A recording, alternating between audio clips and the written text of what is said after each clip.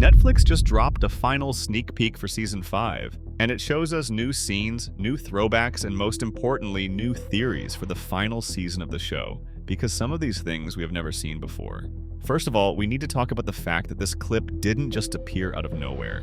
The marketing for this was genius. Netflix set up a Google scavenger hunt. If you searched for Stranger Things on Google, a little purple 20-sided die, a D20, would appear. If you clicked it, it launched this whole puzzle game. You had to answer trivia, solve puzzles, and even decode Morse code. It was like a Dungeons & Dragons campaign. Once you got through all the layers, you unlocked a character card, and only then did you get to see this video. It's such a cool way to engage the community. It reminds everyone that Stranger Things is, at its heart, a show about nerds solving puzzles to save the world. It makes us feel like part of the party. And the fact that the reward was this specific clip, something that shows the characters preparing, just like we are preparing for the new season, is very meta. Anyways, we open up in the woods, and it's clearly autumn or early winter based on the dead leaves and the lighting, which totally tracks with the release dates we saw at the end of the clip. The first thing you see is 11, played by the always incredible Millie Bobby Brown, and she looks different. She looks older, obviously, because time has passed and human beings age, but it's more than that. She looks hardened. She's wearing this outfit that is frankly iconic already. It's this gray sweatshirt, red shorts over gray sweatpants, and those high athletic socks. But the main focus is the blue bandana tied around her forehead. That is a direct visual callback to things like The Karate Kid or Rambo. It screams warrior. It tells us immediately that we are done with the adapting to society phase of Eleven's life, and we are fully in the soldier preparing for war phase. The setting is super important too. If you look at the background as she's sprinting, that is unmistakably the old junkyard. Fans will remember this spot vividly from season 2.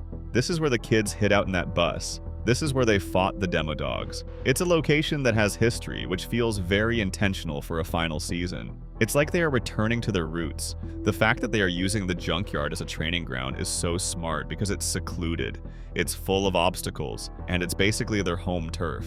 11 is sprinting through these woods with a level of intensity we haven't really seen from her in a physical sense before. Usually her battles are static, right? She stands there, she puts her hand out, she screams, and her nose bleeds. It's all mental. But here she is moving. She is vaulting over logs, scrambling under branches, and jumping off car hoods.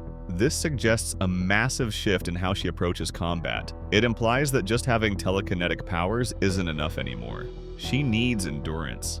Maybe Vecna is too fast or too strong for her to just stand still and tank the hits anymore. She needs to be able to dodge and weave.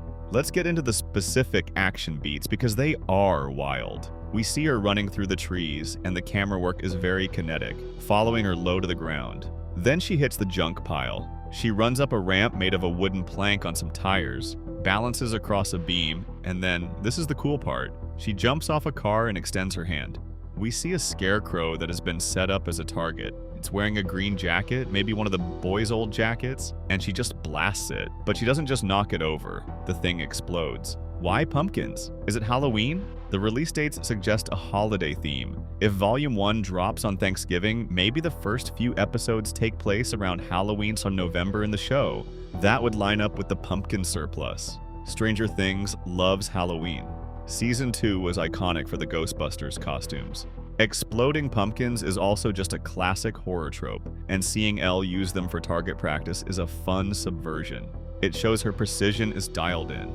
Usually she has to stop and focus to do something that destructive. Here it's fluid. It's part of her movement.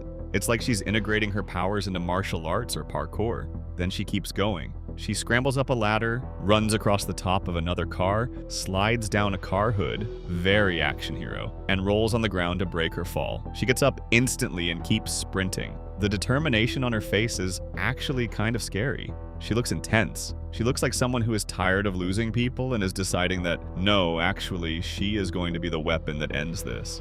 Then we get the big finale of the run. She sprints toward a school bus, launches herself into the air, and lands on the other side. She does the classic superhero landing. One knee down, fist on the ground. She rolls out of it and comes to a stop, breathing heavily. And then, the reveal of who is watching her. We cut to David Harbour as Hopper and Winona Ryder as Joyce. This moment right here is what gave me the warmest fuzzies. Hopper is holding a stopwatch. He's got that glorious beard back, wearing a trucker hat and a heavy jacket. He looks like the grizzled coach in a sports movie who has seen it all. He looks at the watch and says, 12 minutes, 33 seconds. Then Joyce looks at her with pride and gruff affection and says, it's a new record. Just seeing Hopper and Elle back together, working as a team, is everything. We spent so much of season 4 keeping them apart, with him in Russia and her in California and Nevada. To see them in the same frame in Hawkins, working toward a common goal, feels like a reward for all the pain we went through last season. It's the little family unit we have always wanted. Mom and dad watching their superpowered daughter train to save the world. But Eleven's reaction is the key to the whole scene. Hopper tells her it's a new record, implying she did great. Joyce is beaming.